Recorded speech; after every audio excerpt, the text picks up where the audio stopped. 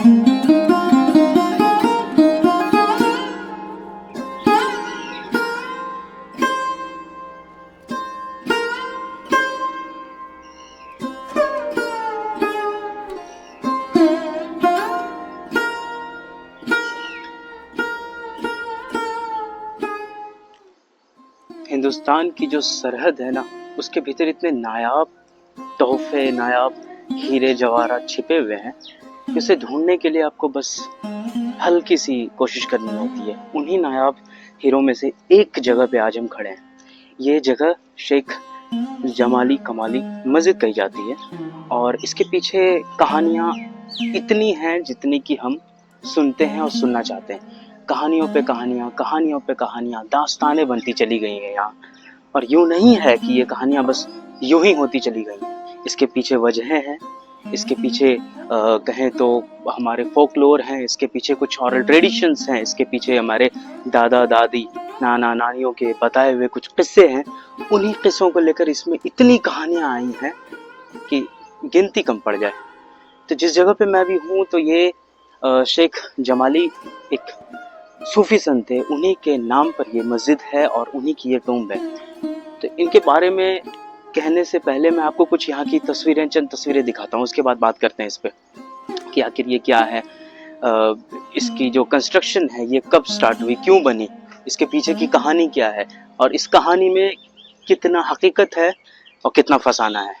सबसे पहले मैं यहाँ से आपको दिखाता हूँ शुरुआत से कि ये जो मॉस्क है, इस मॉस्क की सबसे बड़ी खूबी यही है कि अपने आप में नायाब है और इस नायाबी के पीछे सबसे बड़ा कुछ, अगर सबसे बड़ी कोई हाथ है तो वो शेख साहब खुद है। तो शेख जमाली एक 16वीं सदी में, आज से लगभग 400 साल पहले एक संत हुए, एक फकीर हुए और बेसिकली उनका जो नाम था वो शेख जमाली नहीं था, उनका नाम हामिद बिन फजलुल्लाह था। चूंकि वो एक सूफी थे, अब जो सूफी है वो आशिक है, जो आशिक है वो शायर है और जो शायर है वो अपने नाम की बुलंदियों को उस अज़्म तक ले जाएगा जहां से हर सरहदें मिट जाए। तो इसलिए उन्होंने अपना नाम पहले जलाल लिखा, वो पेन नेम जो कहते हैं हम जैसे ना शायरों में, तो उसमें उन्होंने पहले अपना नाम जलाल लिखा, जलाल के नाम से वो लिखते थे। लेकिन फिर बाद में यूं हुआ कि उन्होंने उस जलाल को बदल कर जमाल रख लिया। जमाल, जमाल यानी एलिगेंस, ब्यूटी, उस नाम से इन्होंने फिर लिखना स्टार्ट किया। और ये तकरीबन ये जो ड्वेलिंग है वो जहाँ रहते थे, ताज्जुब की बात, गौर करने वाली बात यह है कि सूफियों के साथ तो दरअसल ऐसा ही होता है कि उनकी जो रिहाइश गाह है वो उनकी परमानेंट आराम गाह हो जाती है। आज जहाँ पे वो उनकी जो कब्र है, वफात के बाद जो उनकी कब्र बनी है, वहीं पे वो पहले रहते थे। तो धीरे धीरे रफ्ता रफ्ता रफ्ता चीज़ें ऐसी होती गई कि ये जगह महरौली, जो आज महरौली जिसे हम कहते हैं, वो पहले इसे दाऊद सराय कहते थे। महरौली तो नया नाम आया इस पे। तो दाऊद सराय में उनकी अपनी यहाँ पर एक मस्जिद है। इसी मस्जिद के सिराने में, वहाँ मैं आपको भी दिखाऊंगा, वहाँ पे उनकी टूम्ब है जहाँ पे वो रहते हैं। अभी आराम गाह इनकी जहाँ पे है। तो सबसे पहले मैं आपको इस मस्जिद के बारे में बताता हूँ। ये जो मस्जिद है ये दरअसल 1527-28 के दौरान बननी स्टार्ट हुई, जिस समय बादशाह बाबर के हुकूमत हिंदुस्तान में आई हुई थी। ये वो दौर था जब लोदियों की जो हुकूमत थी वो धीरे धीरे धीरे धीरे ढह चुकी थी। लोदीज ने बहुत रूल किया 1451 से लेकर 1526, और उस जगह पे 100 सालों की हुकूमत को बादशाह बाबर ने चुनौती दी, शमशीरें भिड़ी, और जो शमशीर ताकतवर होती है हुकूमत उसकी होती है। हुकूमत मुगलों की हुई, मुगलों ने एक नया शान रखा, हिंदुस्तान को एक अलग नाम दिया, एक अलग पहचान दी। और उसकी वजह ये रही कि मुगल्स सिर्फ लड़ाई में विश्वास नहीं रखते थे, उन्होंने एक तहजीब दी इस मुल्क को। और इसी तहजीब की जो शुरुआत है, उसी शुरुआत के कुछ चंद नमूने ये हैं, जिसमें शेख जमाली मस्जिद आती है। अब इस मस्जिद में देखिए, इस मस्जिद का निर्माण 1528-27 के तकरीबन स्टार्ट होती है और ये 34-35 तक खत्म हो जाती है। कहा यह जाता है कि ये जो मस्जिद है ये ड्वेलिंग हुआ करती थी पहले, ड्वेलिंग यानी जहाँ पे रहते हैं। तो इस जगह पे ये जो प्लेटफॉर्म, जिस प्लेटफॉर्म पे ये मस्जिद बनाई गई है, इस पे पहले ख्वाजा कुतुबुद्दीन बख्तियार काकी साहब जो हैं, जिनकी दरगाह यही बगल में है और दिल्ली के सबसे पहले सूफी हैं वो, तो उन्हीं की दरगाह जो है वो पहले यहाँ पे रहा करते थे। उन्हीं के प्लिंथ पे, उन्हीं के इस पर ये चीजें बनाई गई है। अब ये कहाँ से आई ये बात है कि पर्सी ब्राउन एक हिस्टोरियन है, उन्होंने ये बात कही है कि उस पर ये चीजें, उनकी ड्वेलिंग पे ये मस्जिद बनाई गई। अब इस मस्जिद में खासियत क्या है? इस मस्जिद की खासियत बहुत है, एक दो क्या चंद तो है नहीं, मतलब गिनवाने के लिए तो वक्त कम पड़ जाए, लेकिन हाँ चंद खासियतों में सबसे पहली मैं बताता हूँ कि ये एक ब्रिज है। ब्रिज यानी पुल। ये पुल कैसा है? ये पुल ऐसा है कि एक जो वक्त है वो गुजर रहा है और बीच का वक्फा है, और दूसरा वक्त जो आ रहा है उसे ये वक्फा जोड़ रहा है। मतलब मैं आपको सीधा समझाऊं कि लोधियों की हुकूमत खत्म हो रही है और हिंदुस्तान एक नए बादशाह के अज़्म को सलाम करने के लिए तैयार हो रहा है, और उसके इकबाल को जो सलाम करने के लिए लोग खड़े हो रहे हैं, उन्हें अब कुछ नया देखना था। तो नए की निशानी है ये, और ढहते हुए की भी निशानी ये है। ये क्यों है ये मैं आपको बताता हूँ। ये दरअसल हुआ यूं कि जब मुगल्स हिंदुस्तान आए तो उन्होंने इस सरजमीन पर अपनी एक छाप छोड़ने के लिए कोशिश की। अब ये छाप वैसी नहीं थी जो मुगल्स चाहते थे। जो मुगलिया छाप हम लोग देखते हैं जैसे हुमायूंस टॉम्ब, उसमें उन्होंने दिखाने की कोशिश की कि हम यहीं के हैं और यहीं रहने वाले हैं, कहीं नहीं जाने वाले हैं। मतलब ये कि हुमायूंस टॉम्ब की जब शान और शौकत को आप देखते हैं तो वो एक, मतलब ऐसा लगता है कि एक कह सकते हैं उसको कि सबसे बड़े दानवों की तरह उन्होंने सोच लिया कि ये क्या चीज़ है। अगर मेरे लफ्ज कुछ गलत निकल गए तो हाँ, लेकिन जो साइज है उस साइज को चुनौती देने वाला अभी तक नहीं आया कुछ।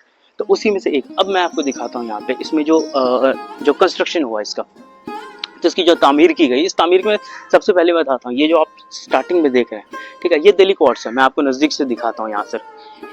ये दिल्ली क्वार्ट्स है, इसको संगे खरा कहा जाता है। और इसके साथ ही साथ ये जो आप देख रहे हैं, ये साइड में लाल कलर की पत्थर है, ये रेड सैंडस्टोन है। और जो दिल्ली क्वार्ट्स है, ये संगे खरा बेसिकली जब लोदियों की जो विरासत थी, जब लोदियों के जो मकबरे बनाए गए, उनके जो बिल्डिंग्स बनाए गए थे, जब आप उन्हें देखेंगे तो उनमें ये चीजें, इन चीजों की बहुत ज्यादा से प्रचुरता में मतलब इस्तेमाल किया गया इनको। और इनको इस्तेमाल करने का मतलब है आप इसमें मजबूती दे रहे हैं इन पत्थरों से। ये पत्थर सिर्फ और सिर्फ मजबूती के काम आते थे। अगर आपको इसमें सजावट करनी है तो सजावट के लिए रेड सैंडस्टोन है आपके पास। ये दिल्ली क्वार्ट्स दिल्ली में पाई जाती है। रेड सैंडस्टोन ये आपको मिलेगा यहाँ मथुरा और वहां से आप आगरा, उस रीजन्स में ये सारी चीजें मिलती थी। और उसको यहाँ पे लाकर धीरे धीरे धीरे धीरे रफ्ता रफ्ता इस्तेमाल किया गया। ये बाद में जाके मुगलों ने इसे पूरी तरीके से अडेप्ट कर लिया। और फिर बाद में आपको हल्की सी एक झलक, एक पट्टी मिलेगी देखने के लिए, वो व्हाइट मार्बल्स की। इससे पहले मार्बल्स बहुत कम यूज हुए थे हिंदुस्तान में, बहुत ना के बराबर यहाँ पे इन मार्बल्स की यूज की गई थी। मगर हाँ, अब इसमें जब ये जैसे स्टार्ट हुए ये मार्बल्स यूज करना, तो ऐसा हुआ मानो कि यहाँ से स्टार्टिंग फेज में ये सारी चीजें दिखनी स्टार्ट हुई। और ये जो क्वार्ट्स है, इसको सबसे पहले मजबूती देने के लिए भी किया गया। और इसके साथ मैं आपको एक चीज बताता हूँ कि ये जो पत्थर है ना संगे खारा, आप इस पे इसको मजबूती के लिए तो रख सकते हैं, लेकिन इस पे आप कुछ कर नहीं सकते। मतलब जैसे ही आप इस पे एक छेनी मारते हैं, ये दरारें आ जाएंगी, इस पे दरारें आ जाएंगी और ये बिखर जाती हैं। ये जो इतने सालों से इन्होंने इसको अपने आप को पकड़ा हुआ था, ये चीजें आपको फिर वो नहीं दिख पाएंगी। तो हाँ, अब इसको सजावट के लिए कुछ तो करना था। तो सजावट के लिए आपको सबसे पहले इस पे एक प्लास्टर चढ़ाने होंगे। धीरे धीरे धीरे धीरे चुना पत्थर के साथ प्लास्टर चढ़ाए, उसके बाद आप इस पे कुछ काम कर सकते हैं, तभी ये काम लायक है। लेकिन अगर जैसे ही आपने इस पे छेनी चलाई, ये चोट खा जाती है, और चोट खाई हुई चीज फिर टूट जाती है, और टूटे हुए को जोड़ना मुनासिब नहीं होता है। तो इसलिए फिर इसको सजाने के लिए रेड सैंडस्टोन यूज हुआ। अब आपको एक और चीज मैं बताता हूँ इसमें। ये देखिए, इसके दरवाजे को जैसे आप देखेंगे तो उसमें 5 आपको आर्च दिखेंगे, 1 2 3 4 और 5। और ये पांचों बढ़ते चले जा रहे हैं, मतलब पांचों बढ़ते चले जा रहे हैं इन द सेंस कि आप जो वहां से गिनेंगे, यहाँ से आए बड़ी, वो कल्मिनेट होके सबसे बड़ी यहाँ, वहां से आई बड़ी, वो कल्मिनेट होके सबसे बड़ी यहाँ पे आई। अब इसकी एक और खूबसूरती बताता हूँ। आप ये देखें, सबसे ऊपर जब आप देखेंगे तो 2 मैंडेलिन लगे हुए हैं। और दोनों मैंडेलिन में कमल की पंखुड़ियां लगी हुई हैं। अब ये कमल इस्लामिक सिंबल नहीं है, अब ये सिंबल है, हिंदुइज्म के भी सिंबल नहीं, ये हिंदुस्तान की सिंबल है। हिंदुस्तान में कमल पाए जाते हैं। अब चूंकि जो कारीगर हुआ करते थे यहाँ पे, कहने को तो कह सकते हैं कि जो रिलीजन्स ने आर्किटेक्चर को, लेकिन नहीं, रिलीजन का कहीं काम नहीं है। Architecture is all about regions. आप जहां बसते हैं वहां आपकी जो झलक है वो दिखती है।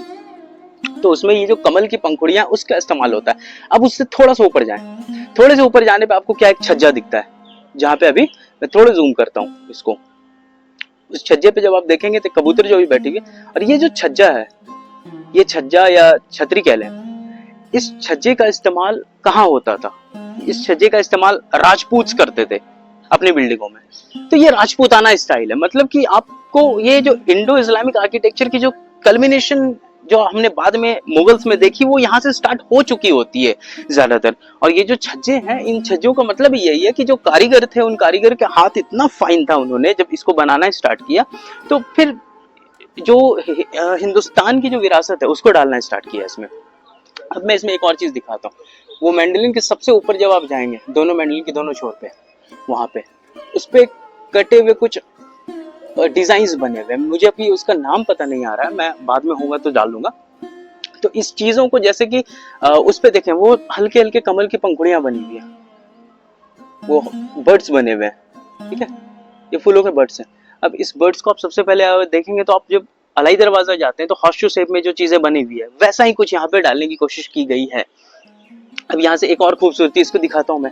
अब चूंकि ये जो जगह है, ये कुतुब कॉम्प्लेक्स के बहुत नजदीक है, और कुतुब कॉम्प्लेक्स के नजदीक होने के कारण जब इसका जो निर्माण किया जा रहा होगा, इसकी जब तामीर की जा रही होगी, तो बनाने वाले ने एक खास ख्याल रखा होगा।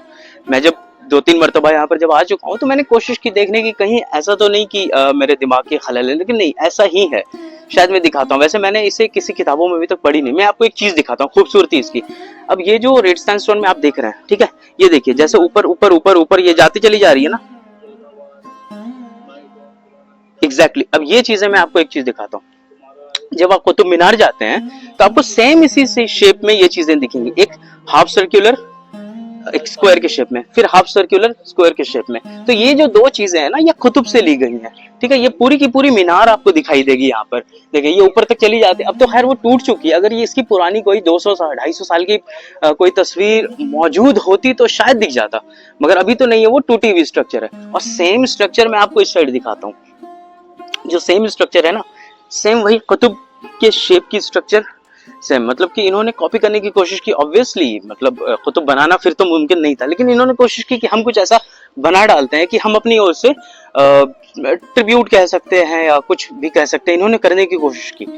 और ये जो देख रहे हैं आपको कुतुब के ही स्ट्रक्चर दिखाई देगी, ये रफ्ता रफ्ता रफ्ता, अगर ये 1 2 3 है तो 2 फ्लोर शायद ऊपर होगी, और वो अभी टूट गई है, वो साफ दिखता है। अब मैं आपको इसके ऊपर ले जाता हूँ, ये देखिए, ये सेंट्रल आर्च से बगल में जैसे आते हैं, इस मेहराब के ऊपर देखें, ऊपर में 1 2 3 4 5 उसमें, उस खिड़कियों में जो नाम लिखा गया वो अल्लाह लिखा गया है, ठीक है, अल्लाह अल्लाह। और बीच में 2 नाम है, चूंकि मैं नक्श स्क्रिप्ट पढ़ नहीं पाता हूँ, इसलिए मैं नहीं बता पा रहा हूँ। जहां तक मुझे मालूम था मैंने आपको इसके बारे में बताया। एक आपको एक और यहाँ पे यही चीजें, इसी डिजाइन को फिर से यहाँ से बनाया गया। ये डिजाइन देखिए, मैं इसी डिजाइन की बात कर रहा हूँ।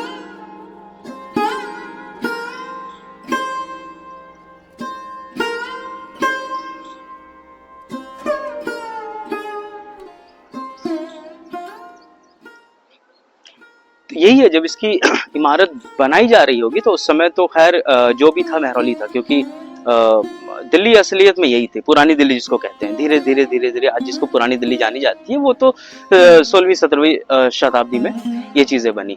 अब मैं आपको इसके अंदर ले जाता हूँ, अंदर देखते हैं कि मैं इसके अंदर के बारे में कुछ आपको बताता हूँ।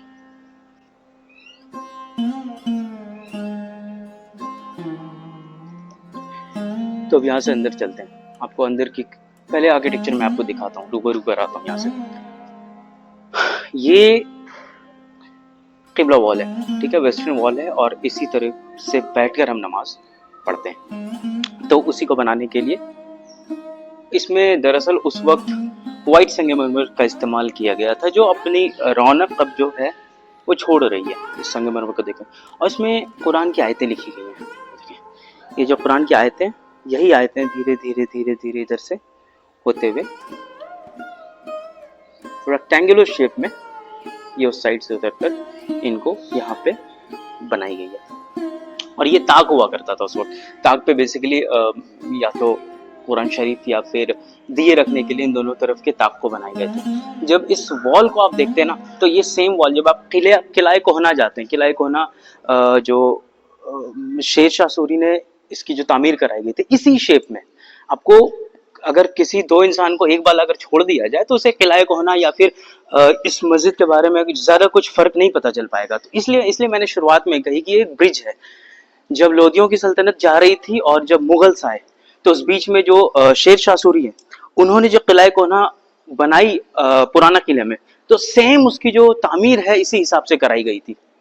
अब मैं आपको यहाँ से दिखाता हूँ। ये दरअसल स्क्वायर है, 1 2 3 4 स्क्वायर वॉल आपने खड़ी की। अब इसके बाद कारीगरी इतनी यूनिक थी इनकी कि इन्होंने इस लिंटल को उठा के, जो स्क्विंच है देखें, वो स्क्विंच है जहाँ मेरे हाथ जा रहा है, स्क्विंच को लेकर 8 बनाए, 1 2 3 4 5 6 7, और इसको इस लिंटल को इन्होंने ऊपर किया और एक ऑक्टागोनल डोम डाला उधर। ये जो डोम आप देख रहे हैं ना, ऑक्टागोनल शेप में, क्योंकि ये डोम अब उतनी बड़ी नहीं है जितनी मुगलिया दौर में जो डोम हैं वो हुआ करते थे, क्योंकि जो कारीगर हैं उनके पास, जो कारीगर हिंदुस्तान में आए भी, तो उन्होंने डोम बनाने जब स्टार्ट किए थे, उन्हें 200 साल लगभग हुए थे जब उन्होंने पहला डोम, देखते हैं जवालाई दरवाजा में एक परफेक्ट डोम है हमारे पास।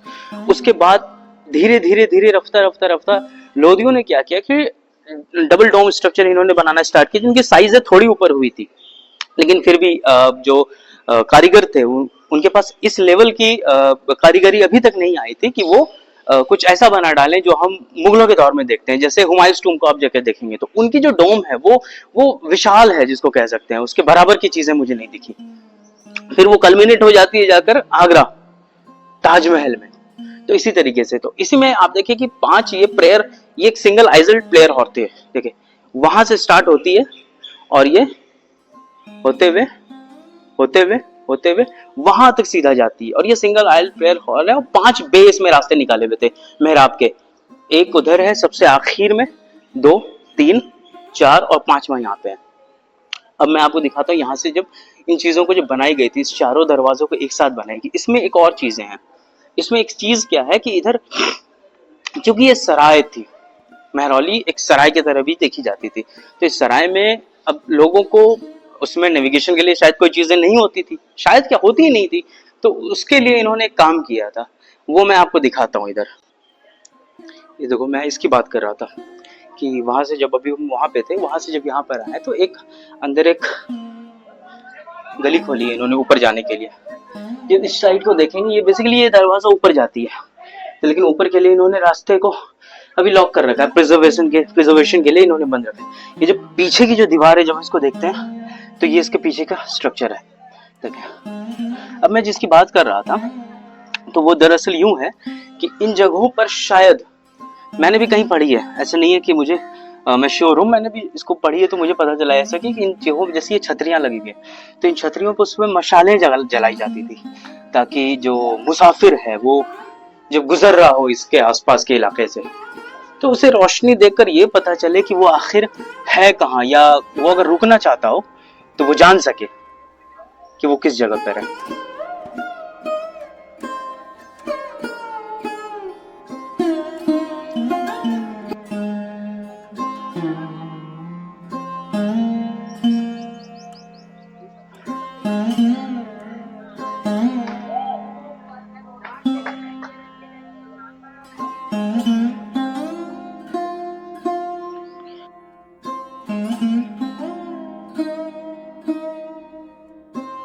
तो ये चीजें यहाँ की, इस इमारत की जो खूबियां थी वो मैंने आपको दिखाई। ऐसी इमारत अभी तक तो मैंने दिल्ली में नहीं देखी। एक इमारत मैंने आपको बताया था, किला कोहना, वो है, और बाकी जो इसकी जो कंस्ट्रक्शन है, वो कंस्ट्रक्शन वही मैंने आपको 1526 27 28 से शुरुआत होती है और 35 तक ये लगभग इस कंस्ट्रक्शन को खत्म किया जाता है।